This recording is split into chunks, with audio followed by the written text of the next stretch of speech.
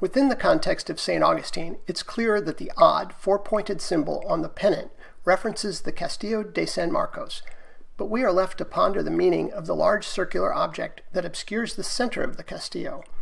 As will become apparent, this odd symbol instructs us to imagine the Castillo with its center removed, leaving only the tips of the corners.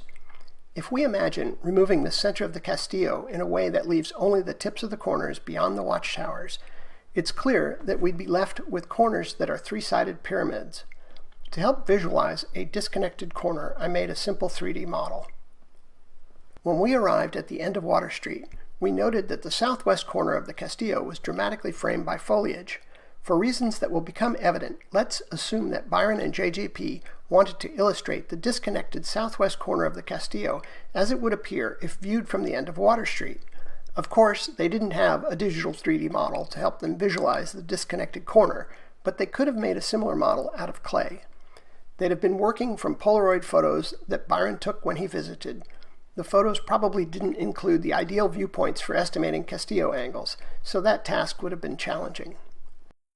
Let's assume that they estimated that the walls of the Castillo were inclined 10 degrees more than they actually are. Then let's assume that the orientation of the southwest corner relative to Water Street was also 10 degrees off.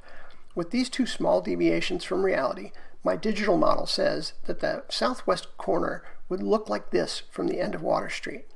That shape may look familiar because it's similar to the background rock in the puzzle image. From this exercise, we can deduce that the strange symbol on the pennant allows us to understand that the background rock in the puzzle image represents the disconnected southwest corner of the Castillo viewed from the end of Water Street. As compelling as this match is, it's reasonable for you to remain skeptical of that conclusion. However, as we interpret the rest of the puzzle, we'll uncover multiple clear clues that prove beyond any reasonable doubt that this interpretation is correct. If the rock had been painted with a sharp right edge to more perfectly match the edge of the Castillo corner, it would have been too easy for people who are familiar with the Castillo to skip halfway through the puzzle.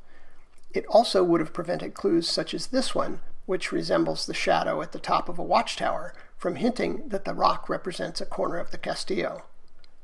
The Spanish name for the southwest corner of the Castillo was Bastion de San Pedro, so this corner was named after St. Peter. I'd be surprised if Byron knew that, though. I suspect it's just a happy coincidence.